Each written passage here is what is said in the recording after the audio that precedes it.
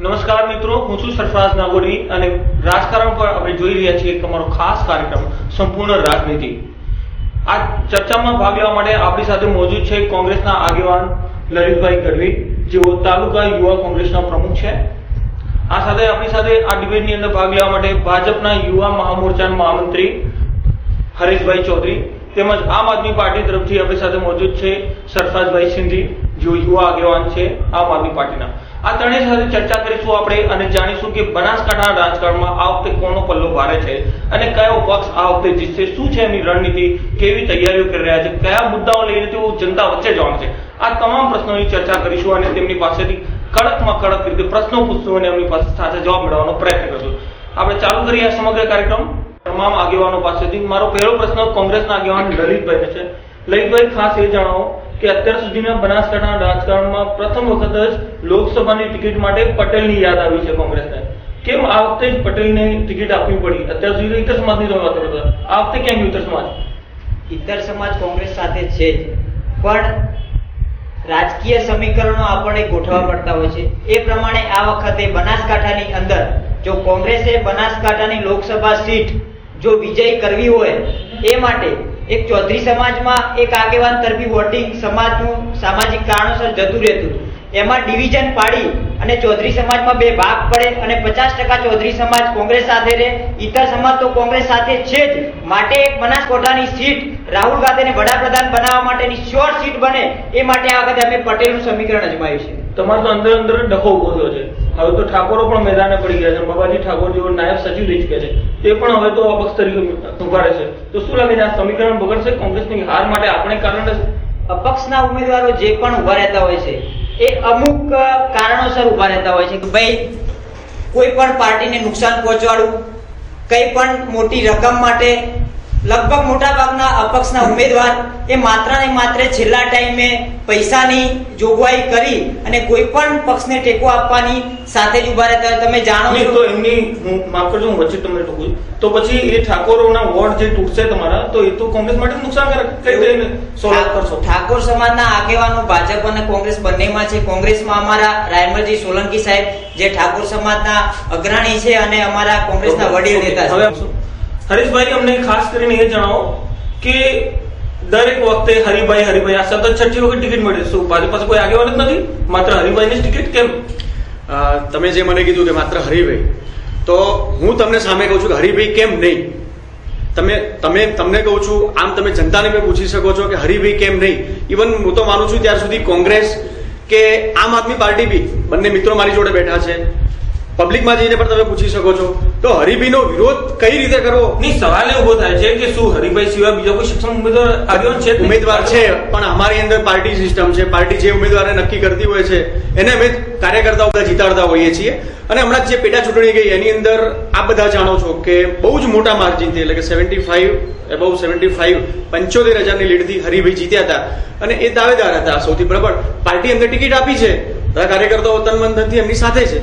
જો હરીન પાઠક 7 વખત સતત જીતતા હોય તે છતાંય એમને અટાઈન પેરાસૂટથી એક ઉમેદવારને મૂકી દેવામાં આવે, તો અહીંયા તો હરિભાઈ 2-3 વખત હારી પણ ચૂક્યા છે, તો પણ હરિભાઈ પ્રત્યેનો પ્રેમ કેમ? હરિભાઈ માટેનો પ્રેમ એટલા માટે છે, બહુ જ સરળ, બહુ જ સાદા સ્વભાવના લોકો વચ્ચે રહેવા વાળા એક ખેડૂત અને જે પ્રજાને વાચા આપી શકે એવા એક ઉમેદવાર છે।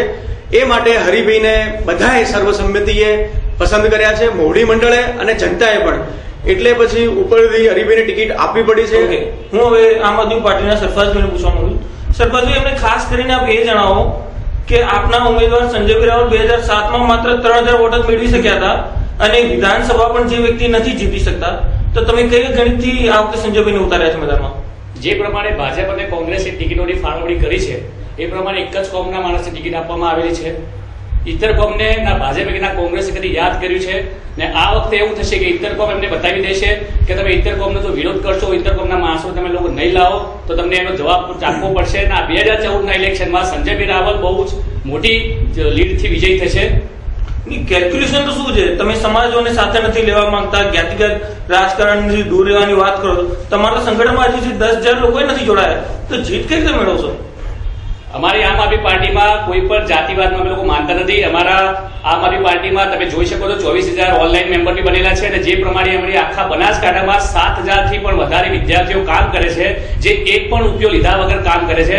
ભાજપ કોંગ્રેસના માણસોની જેમ મની વર્કરો અમારી જોડે નથી, બધા તન મન અને ધનથી સંજયબીનની સાથે છે. ઓકે લલિતભાઈ પૂછવા માંગી કે ભ્રષ્ટાચારની આપ વાત કરો છો, આપણો પક્ષ કે અમે ભ્રષ્ટાચારની ટિકિટ નથી આપતા, તો પછી મહારાષ્ટ્રની અંદર આદર્શ કૌભાંડની અંદર સંડોવાયેલા ઉમેદવારને જ કેમ તમે મેદાનમાં? ભ્રષ્ટાચારની વાત એવી છે કે ભ્રષ્ટાચાર દરેક પાર્ટીઓમાં હોય છે. કોંગ્રેસને જે કેન્દ્ર લેવલે ભ્રષ્ટાચાર નડ્યો છે, તે જે સરકાર આપણે ટેકો લઈને જે સરકારો બનાવવી પડતી હોય છે, એમાં બીજી પાર્ટીઓના જે નેતાઓ હોય છે, જે ટેકો લઈને કોંગ્રેસમાંથી મિનિસ્ટર બનતા હોય છે, એ લોકો કૌભાંડો કરે છે. એનો મતલબ એ નથી કે કોંગ્રેસ ભ્રષ્ટાચારી છે. નહીં, પણ તમારા હું તમને વચ્ચે રોકીશ, પણ તમે તો એમ જ અત્યાર સુધી કહેતા આવ્યા હતા કે આ વખતે અમે કોઈ પણ દાગી ઉમેદવારને કે ભ્રષ્ટાચારની ટિકિટ નહીં આપી, તો અશોક ચૌહાણને ટિકિટ આપવાનું કારણ શું? એ સીટ પર કેમ તમે ભ્રષ્ટાચારીને છાવર્યો છે? ભ્રષ્ટાચારની દરેક રાજનીતિની અંદર દરેક પાર્ટીએ જે મજબૂત ઉમેદવાર હોય, અને આપણે જાણીએ છીએ ત્યાં સુધી ન્યાયાલયમાં કેસ ચાલતો હોય અને એ કેસનો નિર્ણય ના આવ્યો હોય ત્યાર સુધી કોઈ પણ નેતા દાગી કહેવાતો નથી. સરપ્રાઈઝ તો ડબલ સ્ટેન્ડર્ડ કેમ? એક તરફ તમે યેદુરપ્પાને ભ્રષ્ટાચારી કહો છો અને એને ટિકિટ આપી એનો વિરોધ કરો છો, બીજી તરફ તમે તમારા પક્ષની અંદર જ દાગી એ લોકો યેદુરપ્પાની વાત કરીએ તો લોકાયુક્તની અંદર સાબિત થઈ ચૂક્યો છે કે ભ્રષ્ટાચારી હતો. આપણે ગુજરાતની બાબુભાઈ બોકરિયાની વાત કરીએ તો કોર્ટે સાબિત કરી દીધું છે કે ભ્રષ્ટાચારી હતો. એટલે માટે એ લોકોને ટિકિટ ના આપવી જોઈએ, છતાં પણ ટિકિટ ભાજપે આપી છે. કોંગ્રેસની અંદર જે ભ્રષ્ટાચારી થયા છે એમના ઉપર કેસ ચાલે છે, માટે જો એ સાબિત નથી થયું કે ભ્રષ્ટાચારી, જે દિવસ ન્યાયાલય સાબિત કરી દેશે અમે ન્યાયાલયને સ્વીકારશું. ઓકે, હું હરેશભાઈને પૂછવા માંગુ છું કે ભાજપ અત્યાર સુધી એમ કહેતું આવ્યું છે કે ભ્રષ્ટાચાર મુક્ત શાસન આ તે, એના માટે વોટ ભાજપને આપો. તો યેદુરપ્પાના કેસની અંદર તો તમે ભ્રષ્ટાચારીને જ છાવર્યો છે. પુરુષોત્તમ સોલંકી હોય, બાબુ બોખરિયા, આ બધા સજા પડી ચૂકી છે નીચલી કોર્ટમાં, તે છતાં બી એમને ટિકિટ કેમ આપો છો તમે લોકો? કોને? મને જણાવો કયા યેદુરપ્પાને કેમ ટિકિટ આપી? યેદુરપ્પાની તમે જે વાત કરો છો કે મુખ્યમંત્રી હતા તો એમને એ ખુરશીમાંથી ભારતીય જનતા પાર્ટીએ જ એમને જ્યારે વાત આવી કે ભ્રષ્ટાચારી છે ત્યારે જ એમને હટાવવામાં આવેલા, બરોબર છે. અને તમે જ્યારે કહો છો કે કોઈ સાબિત નથી થયું હજી કે ભ્રષ્ટાચારી છે, ખાલી વાતો કરવાથી કેસમાં તો સાબિત થઈ ચૂકી છે, સજા પડી ચૂકી. તો એ કેમ મંત્રીમંડળમાં બાબુ બોખરિયાને ક્યાં ટિકિટ આપી છે? તમે કહો છો કે ટિકિટ આપી છે બાબુ બોખરિયા, એ હજી સુધી સાબિત નથી થયું કે બાબુ બોખરિયા કોર્ટે એમને એ ઉપલી કોર્ટમાં ગયા છે અને હજી આ કેસ ત્યાં ચાલુ છે. અને જો નિર્ણય આવશે તો ચોક્કસ ભ્રષ્ટાચારીઓને ભારતીય જનતા પાર્ટીમાં ક્યાંય જગ્યા નથી. આ તમને બહુ ફેક્ટ કહું છું. જો સાબિત થશે તો એમને પાર્ટી પગલા લેશે એમના ઉપર. આમ આદમી પાર્ટીના સરફરાઝભાઈને પૂછવા માંગુ છું કે તમે લોકો આમ વાત કરો છો કે અમે ભ્રષ્ટાચાર મુક્ત આ તે, તો પછી એક તરફ એવું કહો છો કે અમે કોઈ દાગીને સપોર્ટ નહીં લઈએ, નહીં સમજ, તો વારાણસીમાં તમે હત્યાના આરોપી મુખ્તાર અંસારીને કેમ સપોર્ટ લેવા માંગો છો અને એના સહારે કેમ જીતવા માંગો છો? આ બધી જ વાતો મીડિયા દ્વારા થઈ રહી છે કે અમે એમનો સપોર્ટ લેવા માંગીએ છીએ. તમે ભાજપ કોંગ્રેસમાં જોઈ શકો છો કે એમના ગઈકાલે સ્ટેટમેન્ટ છે. હું તમને એ જ કહેવા માંગુ છું કે જેટલા પણ ભાજપ કોંગ્રેસના જે નેતાઓ છે, જે લોકો પર ભ્રષ્ટાચાર સાબિત થઈ ચૂક્યો છે, એમને કોર્ટે સજા આપી દીધી છે, તો ત્યાં તમારા મીડિયા કે ત્યાં જનતા એમને કોઈ પ્રશ્ન નથી પૂછતી કે તમે લોકો એમને કેમ રાખ્યા છે. હું કોંગ્રેસને પૂછવા માંગુ છું, ભ્રષ્ટાચારની આપ વાત કરો છો, ભ્રષ્ટાચારને દૂર કરીશું, પણ તમારી અંદર જ ભ્રષ્ટાચાર લઈને ઘણા બધા પ્રશ્નો બધા. બનાસકાંઠામાં તો તમારું સંગઠન બી નબળું પડ્યું છે. જે પહેલા 7 સીટો આવતી હતી 8માંથી વિધાનસભામાં, હવે 4 કે 5 પર અટકી ગયા, તો કઈ રીતે આ બેઠક જીતશો? કોંગ્રેસની અંદર મુકેશભાઈના ગયા પછી 100% અમે માનીએ છીએ કે થોડા ઘણા રાજકીય સમીકરણોના કારણે કોંગ્રેસ નબળી નથી પડી, પણ કોંગ્રેસના જે સારા લીડર કહેવાય, જે સારા કાર્યકર્તાઓ કે એમની માનસિકતા તૂટી, એના કારણે એ લોકો નિષ્ક્રિય થયા છે. પણ હવે જે પણ અમારા જિલ્લા સમિતિના જે આગેવાનો છે તે દિવસે દિવસે કોંગ્રેસને મજબૂત કરવાના પ્રયત્નો કરી રહ્યા છે. અને જે મારા મિત્ર હરેશભાઈએ વાત કરી, તો આપણે લોકાયુક્તે સાબિત કરી દીધું છે. જ્યારે લોકાયુક્ત સાબિત કરી દે ત્યારે પછી એ મેટર કોર્ટમાં જતી હોતી નથી, કેમ કે લોકાયુક્ત એક એવી વસ્તુ છે, આપ બધા સમજી શકો છો. ગુજરાતની અંદર મોદી સાહેબે લોકાયુક્ત કેમ ના લાવ્યું? મારો પ્રશ્ન સંગઠનને લઈને છે. તમારું સંગઠન નબળું પડી રહ્યું છે. ભાજપના જ કોંગ્રેસના જ કેટલાક નેતાઓ જિલ્લા કાર્યાલય પાસે ધરણા પર બેસી જાય છે, રામધૂન કરે છે, તો અંદરનો આ ડખો વચ્ચે કઈ રીતે જીત મેળવશો? હવે કોઈ પણ 2-4 વ્યક્તિઓના વિરોધ કરવાના કારણે કોઈ આખી પાર્ટીની અંદર અથવા કોઈ આખા સમાજનો વિરોધ હોતો નથી. જે પણ વ્યક્તિઓ હતા એમને રામધૂન ગાઈ બની શકે છે કે એમને ઉમેદવાર પસંદ ના હોય. લોકશાહીની અંદર આપણે લોકશાહી લઈને ચાલીએ છીએ તો એમને પોતાની રજૂઆત કરવાની 100% એમને પરવાનગી મળે છે. ભાજપના હરીશભાઈનું પૂછવા માંગુ છું. હરીશભાઈ, તમે લોકો એમ કહો છો કે હરિભાઈએ આટલા બધા કામો કર્યા હતા, પણ એમને અત્યાર સુધી બનાસકાંઠામાં જે પણ ગ્રાન્ટ આપી શિક્ષણ માટે મોટાભાગે પટેલ અને ચૌધરી સમાજની સ્કૂલોમાં જ આપી છે, તો આવું માપદંડ કેમ? બિલકુલ પાયા વિહોણી ને બિલકુલ વાહિયાત વાત છે આ તમારી. તમે જે કહો છો કે માત્ર પટેલ અને ચૌધરી, આ રીતે તમે જે કહો છો એ તમે અહીંયા મને કહો છો એની પહેલા તમે સર્વે કરી આવો. જિલ્લાની અંદર કોઈ જેવી સંસ્થા બાકી નથી કે જ્યાં તેમને શિક્ષણમાં ગ્રાન્ટ ના આપી હોય. એમને માગી છે એટલી ગ્રાન્ટ એમને શૈક્ષણિક સંસ્થામાં આપી છે. કોઈ જ સંસ્થા એવી બાકી નથી જ્યાં તેમને, કોઈ જ સમાજની એવી સંસ્થા બાકી નથી જ્યાં તેમને માગી અને ગ્રાન્ટ ના આપી હોય. બહુ જ શિક્ષણ પ્રેમી અને શિક્ષણની ગમે ત્યારે વાત લઈને ગયા હોય, આપણે એમને કહીએ કે સાહેબ આ પટાવાળાને કહેવાનું છે તો એ કદી એવું પણ નથી વિચારતા કરતા કે મારાથી પટાવાળાને ફોન થાય કે ના થાય. આવા બહુ જ સરળ સ્વભાવના સરળ માણસ છે અને શિક્ષણ પાછળ એમને પોતાનું જીવન ખર્ચી નાખ્યું છે અને ખર્ચ છે. ઓકે, હું આમ આદમી પાર્ટીના સરફરાઝભાઈને પૂછવા માંગુ છું. સરફરાઝભાઈ, સંગઠન તમારું અહીંયા ખૂબ જ નબળું દેખાઈ રહ્યું છે. જે વ્યક્તિને ઉમેદવાર તરીકે ઉભા રાખ્યા છે એ વિધાનસભા પણ નથી જીતી શક્યા, અત્યાર સુધી કોઈ પક્ષમાં પણ નથી રહી ચૂક્યા, તો સંગઠનને કઈ રીતે મજબૂત કરશે? તો આ પક્ષને કઈ રણનીતિ તમે જીતવા માંગો છો?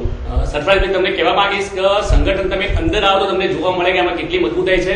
બહારથી તમને દેખાતું હશે, બાકી તમે અંદર આવો 7,000 થી પણ વધારે સ્ટુડન્ટો આખા બનાસકાંઠામાં કામ કરે છે. અને સંજયભાઈ રાવલ જે ઉમેદવાર છે એ આજે ઉમેદવાર બન્યા છે, એના પહેલા એ 2 લાખ વિદ્યાર્થીઓ બનાસકાંઠાના એમને પગે લાગે છે. 2 લાખ જે શિક્ષકો છે એમને પગે લાગે છે, કેમ કે એમને બનાસકાંઠાના વિદ્યાર્થીઓને મા બાપને પગે લાગતા કર્યા છે, ગીતાનું જ્ઞાન આપ્યું છે, કુરાન શરીફનું જ્ઞાન આપ્યું છે. એ આ વખત ઉમેદવાર બન્યા છે ને આ જ બધી મેટરો એમને જીતવા માટેના સક્ષમ છે. ઓકે, હું કોંગ્રેસને પૂછવા માંગુ છું કે અત્યાર સુધી બનાસકાંઠાની અંદર જ્યારે પણ ચૂંટણી આવી ત્યારે કોંગ્રેસ દ્વારા પણ બનાસકાંઠાની અંદર પણ અભદ્ર શબ્દોનો પ્રયોગ કરાયો છે. જેમ કે વિધાનસભાની ચૂંટણી વખતે પણ હુસૈન દલવાઈને વિરુદ્ધમાં કહેવામાં આવ્યું હતું. હુસૈન દલવાઈએ શબ્દોમાં એવું કીધું હતું કે ભાઈ મોદી તો ચૂહો છે. તો આ પ્રકારના ભાષા પ્રયોગ કેમ કોંગ્રેસ કરે છે? જો દરેક પાર્ટી એક રાજકીય સમીકરણોના કારણે ચૂંટણીના સમયમાં મીડિયામાં રહેવા માટે દરેક પક્ષ, હું કોંગ્રેસની વાત નથી કરતો, એ કોઈ પણ પ્રાદેશિક પાર્ટી હોય, ભાજપ હોય, કોંગ્રેસ હોય, આમ આદમી પાર્ટી હોય, એના નેતાઓ માત્ર મીડિયામાં રહેવા માટે, એક લોકોના વચ્ચે ટીવી થ્રુ જવા માટે એ લોકો કામ કરીને જવા માટે જતા નથી હોતા.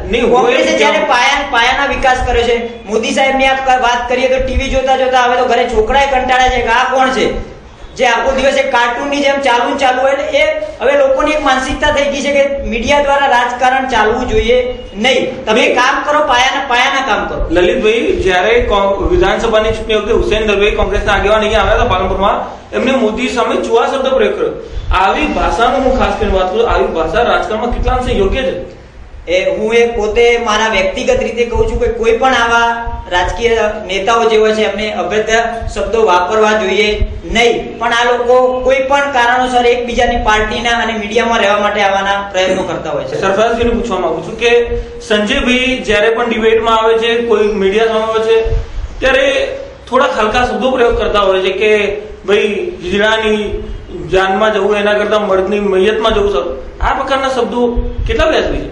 આ પ્રકારના શબ્દો એક મર્દ હોય એ જ બોલી શકે છે, કેમ કે ભાજપ અને કોંગ્રેસના રાજકારણીઓ કોઈ પણ જાતની જનતાની વાત નથી કરતા, બસ એકબીજા પર આક્ષેપો કરતા નહીં. પણ આવા શબ્દોમાં ક્યાં જનતાની વાત છે? આ શબ્દો બોલવા જે મર્દ હોય એ જ બોલી શકે છે. તમે સમજી શકો છો ભાજપ કોંગ્રેસના લોકો માત્ર ને માત્ર એકબીજા પર આક્ષેપબાજી કરે છે. એ લોકો જનતા માટે શું કરવાના છે, દેશ માટે શું કરવાના છે, અને હું તો બનાસકાંઠા માટેનો એનો એમપી શું કરવાના છે એ વિશે તમે લોકો વાત કરો. મીડિયા એને એ પ્રમાણના કોઈ પણ જાતના સવાલ પૂછતી નથી કે બનાસકાંઠા માટે કે પાલનપુર માટે એમપી ચૂંટાઈને આવ્યા પછી શું કરશે.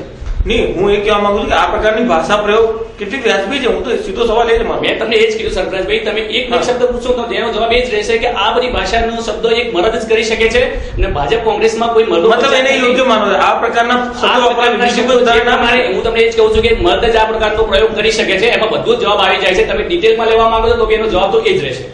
ઓકે, કોંગ્રેસને પૂછવા માંગીશ, તમારા કોંગ્રેસના જ નેતાઓ અહીં કેન્દ્રીય મંત્રી સુધી રહી ચૂક્યા છે બનાસકાંઠામાં, બીકે ગઢવી, પણ હજી સુધી આ બનાસકાંઠા બેઠકમાં અંબાજી સુધી રેલવે લાઈન પણ તમે લોકો નથી નખાઈ શક્યા. તો કેવું કામ કરો છો તમે? કોઈ પણ મંત્રી હોય, કોઈ પણ નેતા હોય, એની એક લિમિટ ફિક્સ હોય છે. એવું દાખલા તરીકે ધારાસભ્યની વાત કરીએ તો એને વાર્ષિક 50 લાખ રૂપિયા ગ્રાન્ટ મળતી હોય છે. માટે એ ડિવિઝન કરીને ગ્રાન્ટ ગામડાઓ સુધી પહોંચાડતો હોય છે. બીકે ગઢવી સાહેબે પહેલા જો વિકાસની શરૂઆત કરી હોય તો એ સુઈગામ બાજુથી વિકાસની શરૂઆત કરી, દાંતીવાડા યુનિવર્સિટી સ્થાપી અને અંબાજી મંદિર સુધી, મતલબ કે આ બોર્ડરથી આ બોર્ડર સુધી બીકે ગઢવી સાહેબે એમના શાસનની અંદર બનાસકાંઠાનો વિકાસ કર્યો છે. આજે તમે મારો પ્રશ્ન તમે ખાઈ ગયા. મારો પ્રશ્ન એ છે કે રેલવે લાઈન કેમ અંબાજી સુધી પહોંચી નથી? એ કેમ હજી લાયા નહીં? તમે તો 10 વખત તમારા સાંસદ રહી ચૂક્યા છે બનાસકાંઠામાં. 16 માંથી 10 વખત કોંગ્રેસના સાંસદ ચૂંટાયા છે, કેન્દ્રીય મંત્રી રહી ચૂક્યા બીકે ગઢવી, તો કેમ હજી સુધી રેલવે લાઈન મળી નથી? દર વખતે ખાલી વચનો જ આપો છો. રેલવે લાઈન અંબાજીની અંદર અને મોહન ટાપુથી અંબાજી અને ખેડબ્રહ્મા વચ્ચે એક જે આપણી અરવલ્લીની ગિરિમાળાઓ આવેલી છે, અરવલ્લીની ગિરિમાળાઓ હોવાને કારણે રેલવે ટ્રેક ઉભો કરવો એ ખૂબ મુશ્કેલ બાબત છે. આપણે જોયું છે કે પિંડવાડા, ઉદયપુરથી જે પિંડવાડા હાઈવે આખો બન્યો, રાજસ્થાનની વાત કરું છું, એ હાઈવે કેટલા બધા પહાડો ચીર્યા પછી એ હાઈવે બન્યો છે અને ઘણા વર્ષોથી એ સર્વ થઈ રહ્યો. એમ અંબાજી પણ અરવલ્લીની ગિરિમાળાઓના કારણે એક રેલવેનું કામ અટક્યું છે, ભવિષ્યમાં થઈ જશે. ત્રણે આગેવાનો એમને પોતપોતાની વાત કરી, કઈ રીતે જીતશે તો પ્રજાના કાર્યો કરશે. હવે 30મી એપ્રિલે જે મતદાન થશે એના પરથી જ ખબર પડશે 16મી મેના દિવસે કે કયો પક્ષ જીતે છે અને પ્રજા કોના પર વિશ્વાસ કરે છે. આવતીકાલે ફરીથી આ કાર્યક્રમમાં મળશું. ત્યાં સુધી રજા આપશો. નમસ્કાર.